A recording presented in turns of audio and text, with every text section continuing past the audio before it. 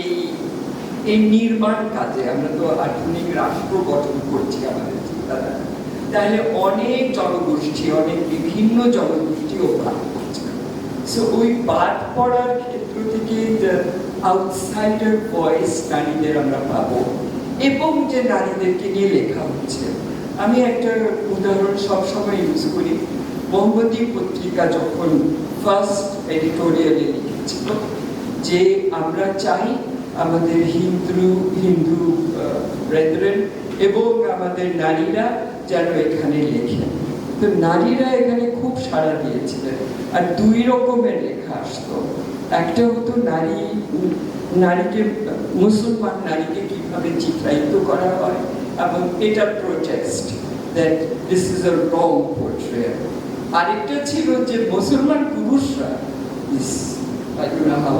they were considered very virile, ওরা কিভাবে নারীদেরকে হিন্দু নারীদেরকে হরণ করে নিয়ে চলে যাচ্ছে ইত্যাদি ইত্যাদি।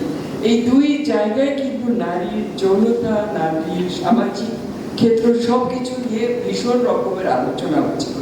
আর আমার মনে হয় এই জেন্ডার্ড আলোচনা যদি আমরা বাইরে রাখি আমাদের আধুনিকতার আলোচনায়, আমাদের আলোচনা ইজ নট কমপ্লিট।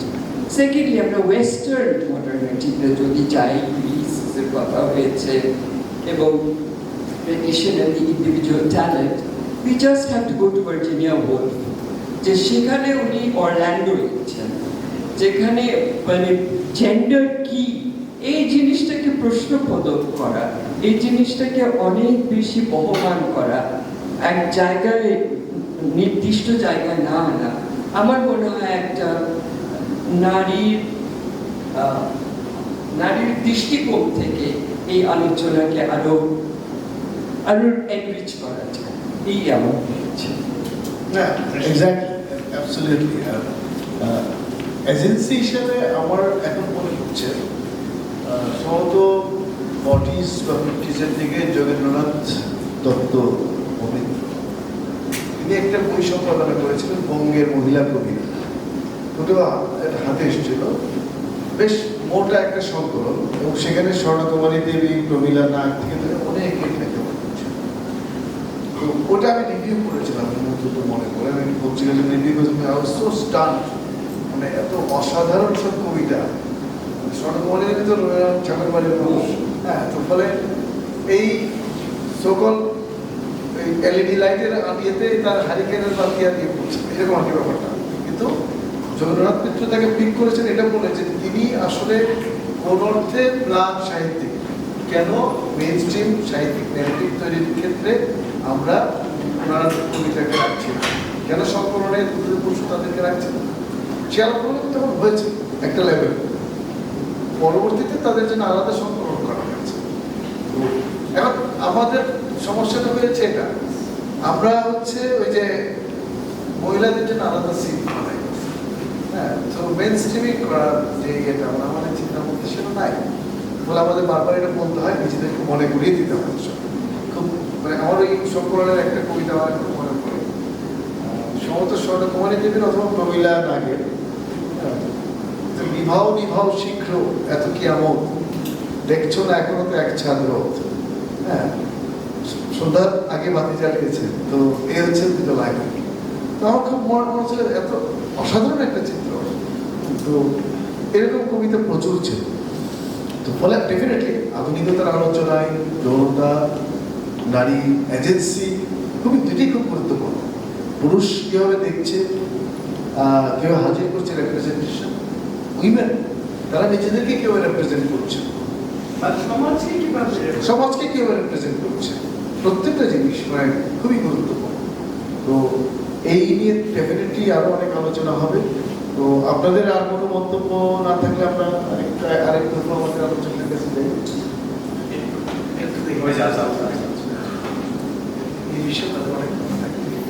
শুভ অপরাহ্ন সবাইকে। আমি ইংরেজি বিভাগ থেকে বলছি, আমি একজন শিক্ষার্থী, আমার এখন 7th সেমিস্টার চলছে। আমি আসলে সত্যি জানি না যে আমি আমার এই চিন্তাটাতে সঠিক কিনা, অথবা আমার প্রশ্নটার আদৌ কোনো বেসিস আছে কিনা। কিন্তু আমি যখন আপনাদের আলোচনা শুনছিলাম তখন একটা টার্ম আমাকে ঠিক করলো যে মাল্টিপল মডার্নিটিস। তো আমার প্রশ্ন এরকম যে আধুনিকতা জিনিসটাকে অনেকটা আপেক্ষিক নয়? আমি এখন যেখানে দাঁড়িয়ে আছি, আমি যদি আমার পিছনের ইতিহাসের দিকে তাকাই, প্রত্যেকটা জেনারেশনে কি মনে হয় না যে আমরা একটু আধুনিক বেশি, আমরা একটু আধুনিক, মানে এই জিনিসটা আমি চিন্তা করছিলাম যে এটা কোনো। আচ্ছা, আপনার এই প্রশ্ন উত্তর আমরা দিব। আমরা আসামার জায়দের কাছে যাচ্ছি। আমি ওই নারী প্রসঙ্গে দু একটা কথা বলতে চাচ্ছিলাম। এর মধ্যে একটা হলো গিয়ে আমাদের অ্যানালিসিস প্রায় ডিপেন্ড করে হলো গিয়ে যেটা দেখা যায় সেটার উপরে, আর যেটা সাইলেন্স থাকে সেটা নিয়ে আমাদের আলোচনা খুব একটা আগায় না। প্রথম কথা হলো যে এই যে যারা গল্প বলে, এই যে পুরুষ যারা একের পর এক আসছেন লেখক, তাদের যে লেখার ফুরসতটা সেটা আসলো থেকে নারীর ঘরে সমস্ত কাজ করে দিচ্ছেন, লোক ঘরের মধ্যে গিয়ে কলম নিয়ে বসে গেছেন এবং লিখতে পারছেন। এই যে ইরেজার অফ উইমেন্স লেবার। আরেকটা হলো কি, আমরা গল্প বলতে শিখি কার কাছে? দাদার কাছে নাকি দাদির কাছে, নানার কাছে নাকি নানির কাছে? তা আমাদের যে গল্প বলার শিক্ষাটা কার কাছ থেকে আসে? যদি সেই জায়গাগুলোতে এই যে সামাজিক পরিসর, পুরুষের কণ্ঠস্বর আমরা দেখতে পাচ্ছি এবং ধরে নিচ্ছি যেটা হাতির সেটাই একমাত্র জিনিস, এই যে হাতির এবং গড় হাতিরের মধ্যকার যে ডায়ালেকটিকটা, সেই জায়গাটা যদি আমরা না দেখি, সেই জায়গাটায় যদি আমরা না ধরতে, তাহলে নারীর কণ্ঠস্বর আমরা ইতিহাসে তুলতে পারবো না। এই যে ভার্জিনিয়া উলফের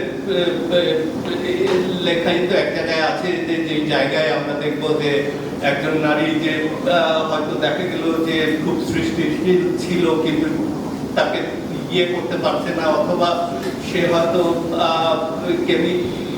ইয়ে নিয়ে কি বলে যে সে হয়তো জাদুটোনা করছে, অন্য কাজ করছে, যে লেখক হতে পারতো, তার যে লেখার সম্ভাবনা তার সেটাকে নষ্ট করে দেওয়া হচ্ছে শেক্সপিয়ার সিস্টার, সেটা তো একটা এক্সাম্পল।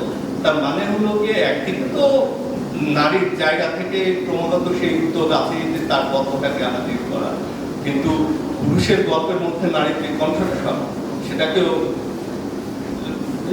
সেটাকে আবিষ্কার করতে হবে। সেটা না, সেই জায়গাটায় প্রেশার না দিলে ইতিহাসের মধ্য থেকে এই যে নারীর যে ভূমিকা এবং একই সঙ্গে পুরুষের গল্পের পেছনে নারীর যেই ক্রমাগত কণ্ঠস্বর। আমার মনে আছে হাসান আজিজুল হকের এই খুব বিখ্যাত গল্প, যেটা আপনার পার্টিশনের সময় নিয়ে আগুন পাখির আত্মদাও একটি বড় গাছ, সেখানে এই পুরুষ যিনি আর কি আরেক জায়গা থেকে এসেছেন, বসতে গেছেন এবং সেখানে উনি নিজের গল্প বলছেন, আরো দুজন আছে যারা গিয়ে তার মেয়েকে ভোগ করবে এবং সে ক্রমাগত তার নিজের গল্প বলে যাচ্ছে। ওখানে নারী হলো গিয়ে একজনের ছুরির আওয়াজ পাওয়া যাচ্ছে, আরেকজনের কান্নার আওয়াজ পাওয়া যাচ্ছে, আর কোনো আওয়াজ নেই ওখানে উপস্থিত। তো এই যে আওয়াজের তীব্র উন্নয়ন, এই জিনিসটাকেও তো সাহিত্যের মধ্য থেকে আমাদেরকে তুলে আনতে হবে। জাস্ট কথা বলেছে সেটা তো একটা উপায়, silence is another way of Discovery. আমার মনে হয় সাইলেন্সকে পড়তে পারতে হবে।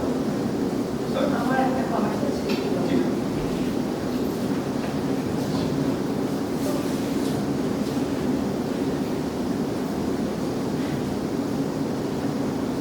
নাহিদ কবির, আমি professor of history maternal department, English ডিপার্টমেন্টে। যে ফিল্মের কন্ট্রিবিউশন যেটা বলা হচ্ছে, রোকেয়া সাখাওয়াত হোসেন। আরেকজন আছে যেটা মনে হয় যে অনেকেই জানে না অথবা জানার চেষ্টা করে না অথবা জেনেও চুপচাপ থাকে, অ্যানি বেসান্ত। সে তো কংগ্রেসে, she was the president, she spoke for the Indians and সুতরাং সে তো social reformer, Fabian British society, Fabian society member ছিল, ইন্ডিয়াতে এসছে। আর সেই সময় তো কংগ্রেসের সেলফ রুল স্বরাজের পক্ষে কথা বলেছে। তো উনিও তো একটা প্রেজেন্স আছে ইন্ডিয়ান সোসাইটিতে, তো she has the English background. কিন্তু হ্যাঁ, একটা সব একটা চুপচাপ একটা যে রোকেয়া সাখাওয়াতের কথা মেনশন করা হয় না। অ্যানি বেসান্ত ব্রিটিশ হলেও she was a part of the Indian society, তাই না? তো just a point to make that her personalities should also be mentioned in this suburb discussions or remembered in this suburb. আর কোনো comment? নাহলে আমরা multiple মডার্নিটির রেসপন্সটা কার কাছ থেকে নেব? ও, এখানে বোধহয় আপনি যে প্রশ্নটা করেছেন সেখানে একটু ছোট্ট সংশোধনী কিংবা সাবধানতা বলা ভালো রাখা উচিত। একটা হলো একটা শব্দের ভাষার মধ্যে ব্যবহারিক মিনিং, আর আরেকটা হলো তার ডিসিপ্লিনারি টার্মিনোলজিক্যাল মিনিং। আপনি যে আলাপটা করেছেন সেটা হলো যে ভাষার একটা শব্দ, যেটা আমরা আধুনিক কথাটা ক্যাজুয়ালি ব্যবহার করি, ঠিক আছে? এটা আমি একটু বলেছিলাম যে কন্টেম্পোরারিনেস অর্থে, এবং বাংলা আরেকটা শব্দ আছে অধুনা, এই যে আজকাল। কিন্তু আমরা যখন আধুনিক কথাটা নিয়ে এখানে আলাপ করছি, আধুনিকতা নিয়ে আলাপ করছি, আধুনিকতা বাদ নিয়ে আলাপ করছি, এগুলো প্রত্যেকটাই কিন্তু ফিক্সড ডেফিনিশন।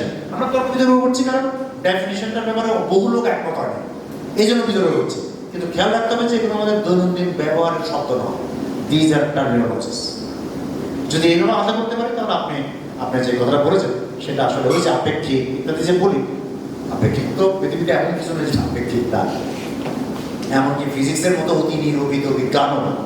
কাল চেঞ্জ হলে আমরা বলতে পারি যেটা আপেক্ষিক। কাল এই কালে বলা যাবে না, ওরা নিশ্চিত হবে প্রমাণ করে ছাড়বে, কিন্তু কাল চেঞ্জ হলে আমরা কিন্তু নানান কিছু বলতে পারি যেটা এরকম হবে। আর লিটারেচারের মতো বিষয়, সোশ্যাল সায়েন্সের মতো বিষয়, এগুলো তো আপেক্ষিক হবেই। কিন্তু আপনার যেটা প্রশ্নটা আসলে ওই ধারণার দিক থেকে না, যেটা হলো একটা ভাষায় শব্দের ব্যবহার আর টার্মিনোলজি। আমরা এখানে আলাপ করছি লিটারেরি টার্মিনোলজি নিয়ে প্রধানত, আর হিস্ট্রি কিংবা সিভিলাইজেশনের ওই শব্দটার যে ব্যবহার সেটার সঙ্গে মিল, এগুলো আমাদের আলাদা বিষয়।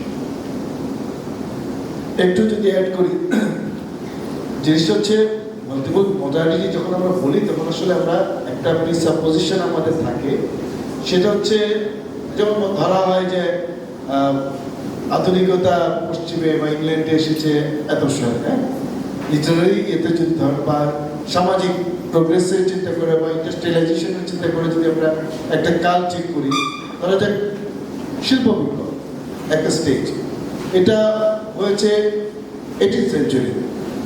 এটার একটা এক ধরনের ভার্সন আমরা হয়তো চায়নায় দেখবো, সেটা হচ্ছে 19th সেঞ্চুরি। বাংলাদেশে বা ইন্ডিয়াতে দেখবো হয়তো লেট 19th সেঞ্চুরি। তো এখন যদি এটাকে আমরা আধুনিকতার একটা এলিমেন্ট হিসেবে ধরি, একটা লক্ষণ হিসেবে ধরি, তাহলে দেখা যাচ্ছে এক একটা দেশ, এক একটা ভূখণ্ড, এক একটা কমিউনিটি এক এক সময় আধুনিক হচ্ছে। তো এইটাকে আমরা খুব সরল অর্থে বলি যে মাল্টিপল মডার্নিটিস। হ্যাঁ, কারণ এখন আমার মডার্নিটির লক্ষণ কিন্তু ইন্ডাস্ট্রিয়ালাইজেশন, ব্রিটিশ আমেরিকান ইন্ডাস্ট্রিয়ালাইজেশনের লক্ষণের সাথে মিলবে না, কারণ আমার আরো অনেক কিছু আছে। আমার এই লক্ষণের মধ্যে রিলিজিয়ান ফর এক্সাম্পল ঢুকতে পারে, আমার এই লক্ষণের মধ্যে অন্য অনেক কিছু ঢুকতে পারে। তাহলে ইটস এ ডিফারেন্ট ডিশ নাও। এটার প্রিপারেশন আর ওটার সাথে ওটার পার্থক্য থাকবে। ফলে অনেক সময় যেটা হয় যে আমরা একটা ইন্ডিজিনাস মডার্নিটিকে বাতিল করে দিই, যে না এটা তো হয়নি, এটা তো যথেষ্ট পরিমাণ এনলাইটেড না। কিন্তু মাল্টিপল মডার্নিটি বলে যে different ideas of modernities can stay together in the course of time across the horizon, across the geographies. এই জন্য আমরা মাল্টিপল মডার্নিটিস বলি। অর্থাৎ আপনার মডার্নিটির ধারণা, আমার মডার্নিটির ধারণা, যেমন ফর এক্সাম্পল খুব বিখ্যাত একজন নারীবাদী চন্দ্রা তালপাতে মহান্তে, সম্ভবত তার, আমি যদি ভুল না করি, তার একটা লেখা ছিল my body is my subject. ওটা হচ্ছে তিনি আসলে বলছিলেন যে তিনি আসলে বোরখা পরে চলাফেরা করেন। তিনি বলছিলেন যে বোরখা তার মোবিলিটিকে কি পরিমাণ এক্সট্রা অর্ডিনারি লিভারেজ দেয়, মানে যেটাকে আমরা ট্র্যাডিশনালি ধরে নিই যে একটা পশ্চাৎপদতা, তিনি বলছেন যে আমার অ্যাডভান্টেজ, কারণ আমি যখন বাজারের মধ্য দিয়ে চলাফেরা করি তখন I can avoid all the cases, বলে আমি খুব ফ্রি থাকি, আমি খুব রিল্যাক্স থাকি, কারণ আমাকে কেউ দেখতে পারবে না। তো এটা আমাকে অনেক বেশি মোবিলিটি দেয়। হ্যাঁ, রাদার দেন আমি যদি একটা ট্রেডিশনাল ওয়েস্টার্ন পোশাক করি তখন আমাকে অনেক বেশি সংকুচিত থাকতে হয়। তাহলে তিনি বলছেন যে এটা একটা তার জায়গা থেকে এটা একটা কি বলা যায় রেভলিউশন, ইমানসিপেশন হলে মডার্ন। তো এখন তাহলে হিজাব এই বোরখা একটা মডার্ন এলিমেন্টে পরিণত হলো, which is very contrary to the idea of western, না এইরকম আর কি। এই জন্য আমরা বলি মাল্টিপল মডার্নিটি। সো আর কোনো প্রশ্ন, মন্তব্য? আরেকটা জিনিস আপনাদের মনে করে দিতে চাই, হয়তো আপনারা অনেকেই দেখেছেন, যেহেতু 71 আলাপ হয়েছে, আমরা একটা 24 পার হয়ে এসেছি, এর মধ্যে একটা প্রেশার চলে আসছে। বিশেষ করে যারা লেখালেখি করেন তাদের কাছে খুব প্রেশার আসছে যে আচ্ছা কোথায় 24 নিয়ে এত 2 বছর হয়ে গেল, কোনো কালোজয়ী উপন্যাস কেন লেখা হচ্ছে। 71 নিয়ে এই আক্ষেপটা এখনো আছে যে মুক্তিযুদ্ধের কোনো মহান উপন্যাস নয়। তো দ্বিতীয় বিশ্বযুদ্ধ নিয়ে আছে কিনা আমি জানি না, থাকার কথা আছে না? আচ্ছা, প্রচুর সিনেমা আছে, অসাধারণ সিনেমা আছে, কিন্তু সাহিত্যিকদের মধ্যে একটা আক্ষেপ থাকে। আচ্ছা ভালো, এটা হয়তো ভালো। তো এই গত দিন 15 আগে হঠাৎ করে ফেসবুকে একটা গল্প খুব জনপ্রিয় হয়ে গেল। আপনারা অনেকেই পড়ে থাকবেন গল্পটা, সুর নামে, পড়েছেন না? অনেকেই পড়েছেন। হ্যাঁ, গল্পটা জনপ্রিয় হয়ে গেল। আপনি পড়েন, আপনি ফেসবুকে তো থাকেন। তো এটা হচ্ছে হিন্দি একটা সিনেমা আছে, মানে একটু অফ ট্র্যাক, রিসেন্ট সিনেমা কালা, যারা দেখেছেন তারা দেখবেন, খুবই সুর নিয়ে এরকম, মানে এরকম একটা ছবি। সুরটা ঠিক এরকম, মানে গল্পটা, মানে একজন গান শিখে, গানের ইনস্ট্রুমেন্ট করে ঠিক করে, তো সুরের বিভিন্ন ধাপ ইত্যাদি, হ্যাঁ, এসব নিয়ে আলোচনা এবং বেশ খানিকটা থিওরিটিক্যাল আলোচনা। হ্যাঁ, যেটা হয় যে একটা আইডিয়া, হ্যাঁ, এই আইডিয়াটাকে একটা গল্পের মধ্যে আসলে প্যাকেজ করে দিয়ে দেওয়া হয়েছে, কিন্তু এন্টায়ার জিনিসটা খুবই ভিজুয়ালটা খুবই বিউটিফুল। এটা আমার কাছে যেটা খুব সারপ্রাইজিং লেগেছে, যেটা মানুষ ইনস্ট্যান্টলি অ্যাকসেপ্ট করেছে, রিসিভ করেছে, অ্যাপ্রিসিয়েট করেছে। গল্পটা ভয়াবহ ভাইরাল হয়ে গেছে। মানে আমি আমার জীবদ্দশায় এই ফেসবুকে একটা গল্প এত ভাইরাল হতে দেখিনি। এবং আপনি মনে রাখতে হবে যে কখন, সেটা হচ্ছে পোস্ট 24, যখন মানুষ এখনো স্ট্রংলি পলিটিক্যাল, এখন আমাদের হ্যাঙ্গওভার কাটে না, আমরা এখনো আসলে প্রচুর পরিমাণ টক শো এগুলোর ভিতরে আছি। হ্যাঁ, এইসব হইচইয়ের মধ্যে চলছে আমাদের জীবন। এর মধ্যে এই গল্পটা ভাইরাল হয়ে যাওয়ার কারণটা কি? মানে যারা পড়েছেন তারা কি কিছু বলবেন কি? মানে আপনি একটা সুফি, একটা আত্মিক ব্যাপারও আছে গল্পটা। মানে যেখানে আমি একটা কোলাহলের মধ্যে আছে, এটা কি রিজেকশন হতে, মানে ব্যাপারটা কি, এটা কি রিজেকশন অফ দি ক্যাকোফনি। আমার পরে মনে হয়েছে যে ওই যখন আপনার সুরটা বদলে দেওয়ার যে একটা ব্যাপার, এটার মধ্যে একটা ভীষণ রকমের রাজনীতি আছে। যখন বলছে যে ওয়েস্টার্ন একটা যে আইডিয়া, যে সুরটাকে মানুষকে মানে উত্তেজিত করার জন্য টিউনটা বদলে দেওয়া হয়েছিল, অরিজিনালি টিউনটা অন্য আরেকটা টিউন ছিল। তো আমি যখন দেখলাম যে সুরটা আসলে পেছন দিকে টানছে, কোথাও একটা সুফিবাদের সাথে, কোথাও একটা আত্মিক একটা ব্যাপার তৈরি হচ্ছে সঙ্গীতের ভেতর দিয়ে, এবং সেখানে একটা সন্তানের জন্ম, গল্পের শেষে যে বাচ্চাটার জন্ম হলো, যে বাবা মাকে সুরে বেঁধে রেখেছে, এবং কোনো একটা সময় বাবাটাও হারিয়ে যাবে কারণ সে সুর উৎপাদন করে, বা মা হারিয়ে যাবে, তিনি তো সুরের ওই দৌহিত্রী, তারই তো দাদার হাতে সুরটা, মিউজিকটা ম্যাজিক হয়ে যেত, তাই না? তো আমার মনে হয়েছে যে ওইখানে আত্মিক ব্যাপারটা অনেক বড় করে দেখানো হয়েছে গল্পটাতে। এবং আপনি যেটা বলছেন 24 পরবর্তী সময় হয়তো বা ওই অনেক বেশি শব্দ, অনেক বেশি ধাক্কা, অনেক বেশি কি বলবো আমি, হত্যা এবং ধ্বংস, এটার এগেইনস্টে একটা নরম, একটা প্যাসিফিস্ট একটা জায়গা তৈরি করার চেষ্টা হয়তো গল্পটা আছে, হতে পারে। ঠিক আছে, থ্যাংক ইউ। সো আমার মনে হয় যে এটা একটা জাস্ট টিজার, আলাপে ফেরত যাই। সো আমরা শেষ পর্যায়ের আলাপটা শুরু করি উইথ হাসান আল জায়েদ। কিছু comment? আর কি কোনো comment? ধন্যবাদ যারা এখন আসতে সেই ধন্যবাদ তো দিতে হয়। প্রথম ধন্যবাদ দিতে হয় এই ব্র্যাক বিশ্ববিদ্যালয়ের ইংরেজি বিভাগকে এই আলোচনার আয়োজন করার জন্য, আমাদেরকে কথা বলার সুযোগ দেওয়ার জন্য। আমার নিজের যে আলোচনাটা, আপনাদের আলোচনার কারণে আমি একটা প্রবন্ধ লিখে ফেললাম কিভাবে কিভাবে যেতে, এবং সেই প্রবন্ধটা হয়তো পরে গিয়ে আমি আস্তে আস্তে ডেভেলপ করতে পারবো। সেটার জন্য প্রবলভাবে ধন্যবাদ ম্যাডামকে, ধন্যবাদ এই অনুষ্ঠানে আমাকে আমন্ত্রণ করার জন্য, আসিফকে ধন্যবাদ, এবং এখানে যারা দুজন উপস্থিত আছেন তারা দুজনই আমার, একজন আমার বন্ধু আর একজন আমার প্রাক্তন সহকর্মী। তো তাদের সঙ্গে দেখা হয়ে ভালো লাগলো।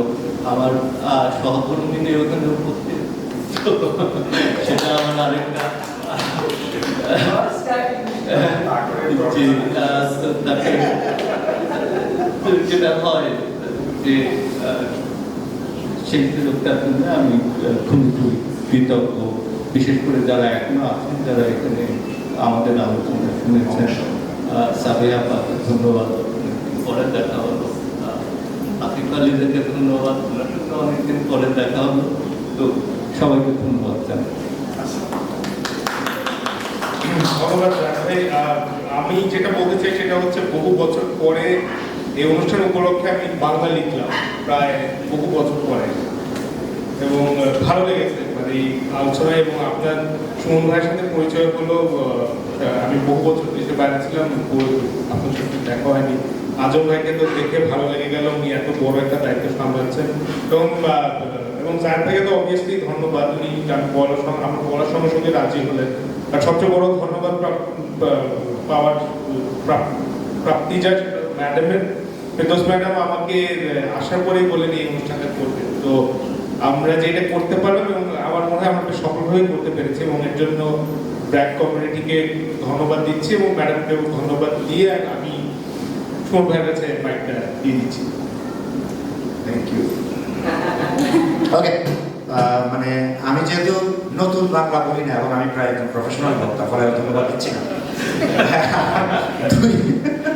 মানে আমাকে অনেকদিন ধরে এত বেশি বক্তৃতা দিতে হয় যে এটা খুব খারাপ। সপ্তাহে 3, 4, 5, 6টা প্রতি সপ্তাহে। এখন আমি অ্যাভয়েড করি, তারপরেও মানে বাধ্য হতে হয় অনেক সময়। না না, এটা বাংলা একাডেমির ডিসিশন, বাংলা ডিসিশন কোনো প্রোগ্রাম নেই।